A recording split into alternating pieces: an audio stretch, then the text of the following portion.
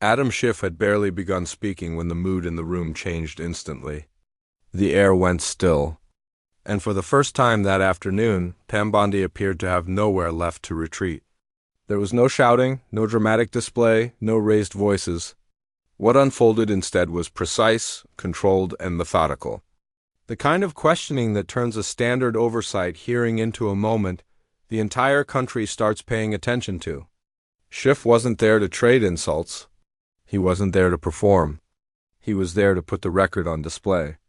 And almost immediately, it became clear that viewers were watching something Washington rarely wants exposed. Schiff framed the issue bluntly. He referenced allegations involving $50,000 in cash passed in a bag. He referenced a convicted child sex predator with close ties to the president and members of his cabinet.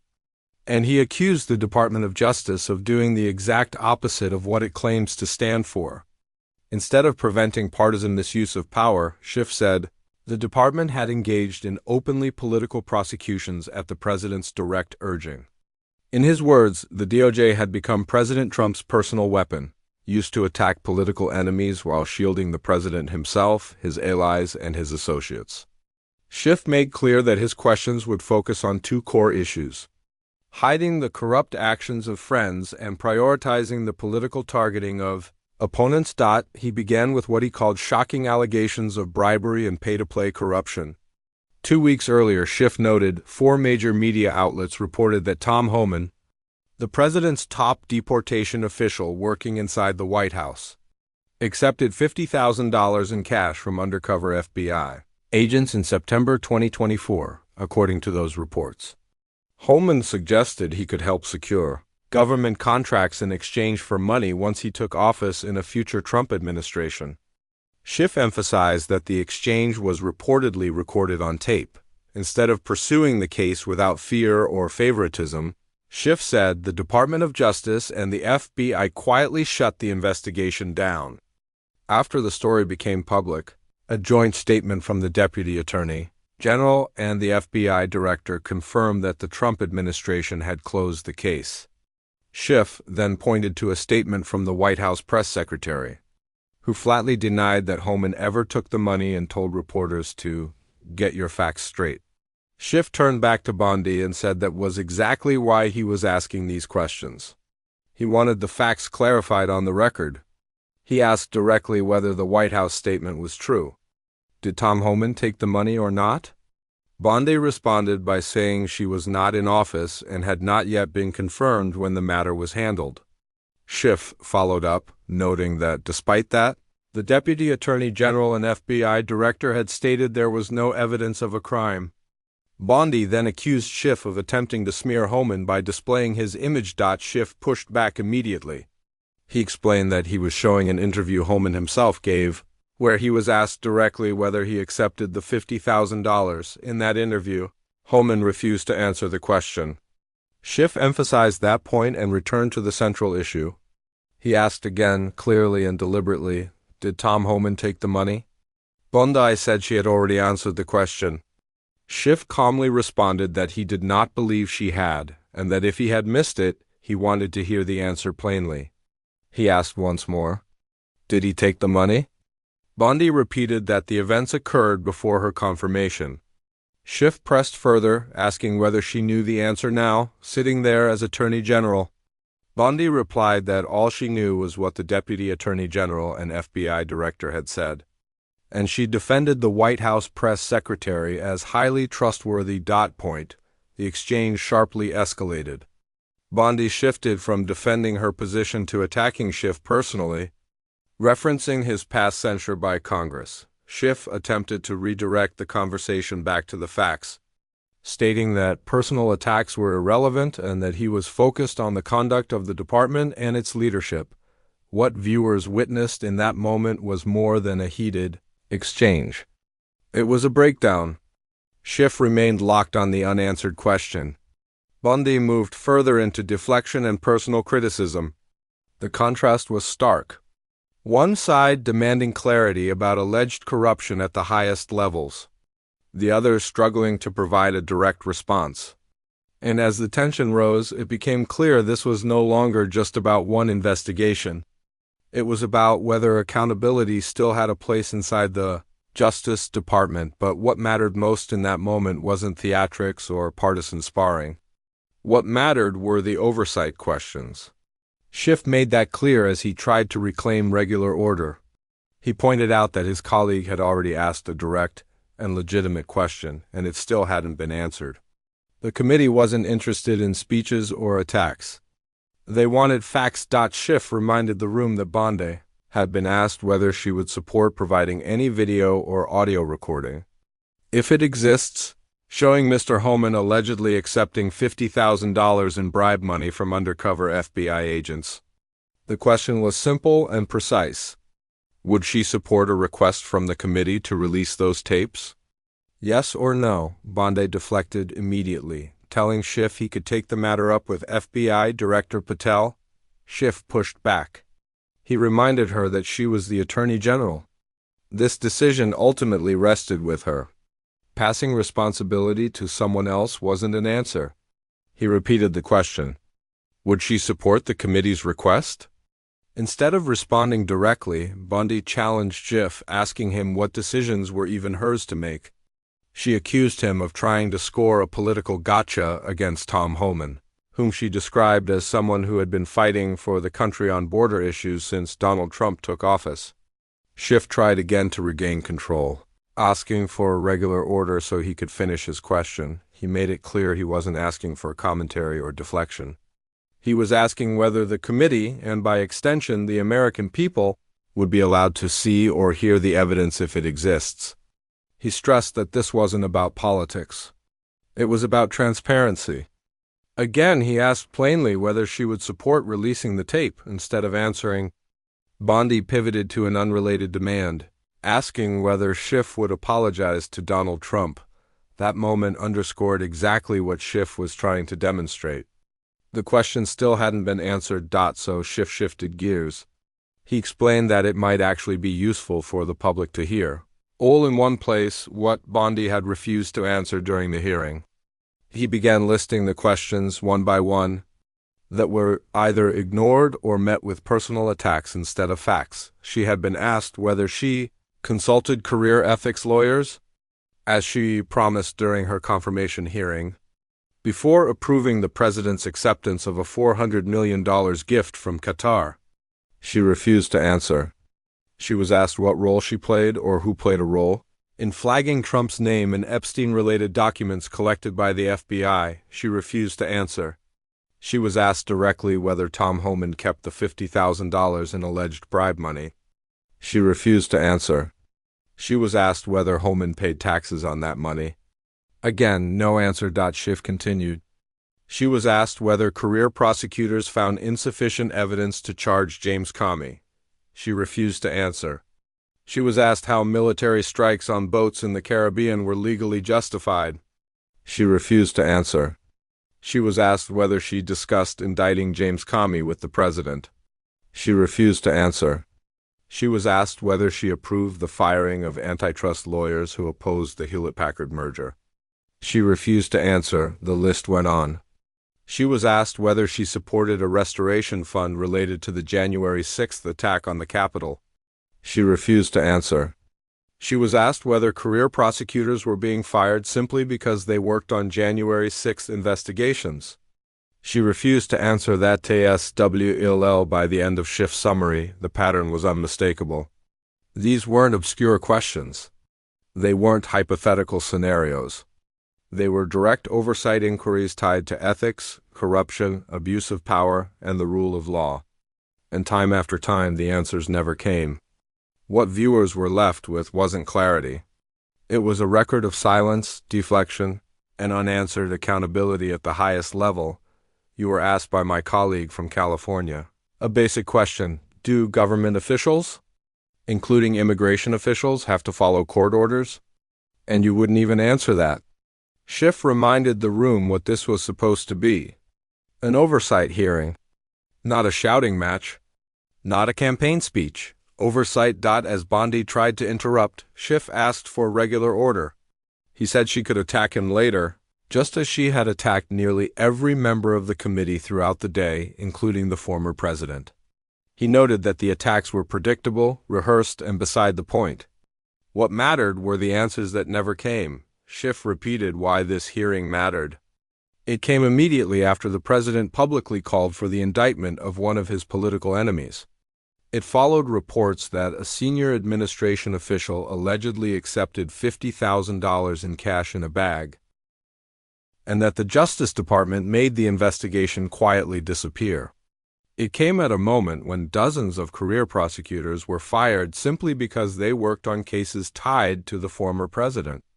It came as unrest unfolded in California, raising serious questions about law enforcement, accountability, and federal power. This was supposed to be a hearing where Congress could get real answers about riots in Los Angeles, about alleged corruption being buried, about prosecutions that appear politically motivated, and about whether justice is being applied evenly. Schiff asked when it would finally happen that members of this committee, on a bipartisan basis, would demand those answers and refuse to accept personal attacks as substitutes for facts. What filled the room wasn't shouting. It was pressure, precision. One unanswered question can be brushed aside. Dozens cannot. Schiff didn't bring one question. He brought many. He lined them up carefully, each one pointing to the same concern. If the nation's top law enforcement official refuses to explain her own decisions in public, what does that say about the system she runs? This wasn't casual questioning. It was excavation. With every refusal, the silence grew louder. The absence of answers became its own statement. And Schiff wasn't just confronting Bondi in the moment. He was creating a record, a public record, the kind that doesn't disappear when the hearing ends, the kind future investigators, inspectors general, or courts may one day return to. Then he did something deliberate. He began listing the questions she had refused to answer. Not opinions, not accusations. Straightforward oversight questions entered cleanly into the transcript. Whether she consulted ethics lawyers before approving a $400 million foreign gift. Whether she had any role in flagging a politically explosive name inside FBI-controlled documents. Whether anyone kept the $50,000 in alleged bribe money. Whether taxes were paid on it. Whether the investigation was quietly shut down. Whether career prosecutors found insufficient evidence against a former FBI director before being overridden. Whether indictments were discussed behind closed doors. Whether firing career professionals who worked on politically sensitive cases was retaliatory. Bondi dodged. Then dodged again. Then dodged again. Schiff didn't let those evasions fade. He turned each silence into part of the record. Because silence during sworn testimony isn't just refusal. In an oversight hearing, silence is documentation. The hearing was originally framed as a discussion about the scope of DOJ authority, but it quickly became something much more revealing. It turned into a live examination of what happens when the person tasked with protecting the justice system is confronted with a basic question. Does that system still serve the country? Or has it begun serving the executive in power? Schiff wasn't finished. His questions were not scattered or accidental. They followed a clear pattern that slowly came into focus for everyone in the room. Foreign influence. Internal cover-ups. Political pressure. Sudden firings with no explanation. Investigations halted halfway through. Decisions made behind closed doors. Long-standing legal norms quietly rewritten. He connected these dots calmly without raising his voice, letting the structure of the story speak for itself. Then came what may have been the most powerful moment of the hearing. Not another sharp question, but evidence.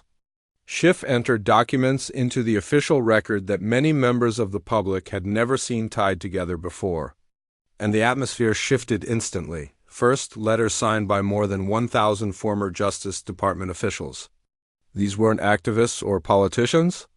They were career professionals warning that recent charging decisions were not just questionable, but potentially dangerous to democracy itself. Then another letter, signed by 282 former DOJ employees who either resigned or were pushed out. Their message was consistent and alarming: political interference, internal purges, and a department being reshaped from the inside. This wasn't partisan messaging. It was a warning coming from within the institution. That's what stunned the room. Hundreds of people who had dedicated decades to enforcing federal law were now publicly saying that something fundamental inside the Justice Department was breaking. Schiff didn't add commentary. He didn't spin their words. He simply placed the letters into the record and let their collective weight speak louder than any unanswered question, but he still wasn't done. Next, he introduced the Justice Department's own manual, the rulebook that outlines exactly what can and cannot be considered when making charging decisions. For most viewers, this may have seemed technical. In reality, it was extraordinary. Bringing that document into a hearing like this sent a clear message. These are the standards you swore to follow. Now explain why your actions don't appear to align with them. Schiff didn't accuse. He didn't lecture. He didn't need to. The manual spoke for itself. And the implication was unsettling. If the rules exist but no longer guide decisions, then what does? That's where the deeper issue emerged. This wasn't about one controversial case, one alleged bribe, or one round of firings. It was about culture, a culture quietly taking shape beneath the surface. A culture where career prosecutors reportedly felt pressured to leave, where questioning leadership carried consequences, where investigations seemed to shift depending on who they might implicate, where experience and independence were gradually replaced with loyalty. One of the Justice Department's core principles began to weaken under political pressure. Reports suggested prosecutors felt the ground moving beneath them. The unspoken message became clear. Do your job too honestly and you may be removed. Stay aligned and you'll be safe. Inside the department, rumors spread of a chilling effect across multiple divisions. People stopped raising concerns. Decisions no longer felt insulated from politics. And while none of this was stated outright during the hearing, Schiff's long list of unanswered questions made the pattern impossible to ignore. He showed that the damage didn't come from one dramatic collapse, but from many small cracks spreading quietly through the system. They came from countless small cracks that people inside the system were expected to overlook. Career officials, many of whom had served under multiple presidents from both parties, wrote that they had never witnessed anything like this before. They described a Justice Department slowly drifting into something unfamiliar, where safeguards built over decades were being bent to fit political moments instead of protecting the mission of justice. These were not commentators or partisan figures. These were the very people responsible for training new prosecutors and defining what fairness and accountability are supposed to look like. When voices like that warn the system is being twisted, the country should pay attention. Bondi's response to all of it followed the same pattern. Another refusal? More deflection. More avoidance. Little explanation. But Schiff understood a deeper truth about oversight. Oversight is not about extracting the perfect answer in the moment. It's about building a record, a trail, a timeline. Every refusal matters. Every dodge is noted. Every unanswered question becomes evidence later. When facts can no longer be buried and truth finally has room to surface, that's what made this moment so significant. It wasn't about party politics. It was about a core democratic principle. A justice system only works when those who lead it answer to the law, not to power. Schiff made that point without ever saying it outright.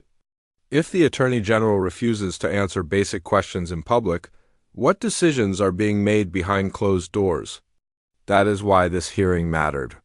Not because of the tension, not because of the sharp exchanges, not because of the confrontation itself, but because of what the confrontation exposed.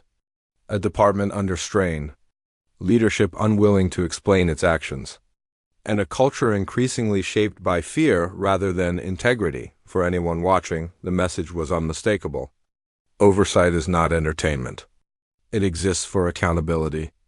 These hearings create a permanent public record that prevents officials from rewriting history later.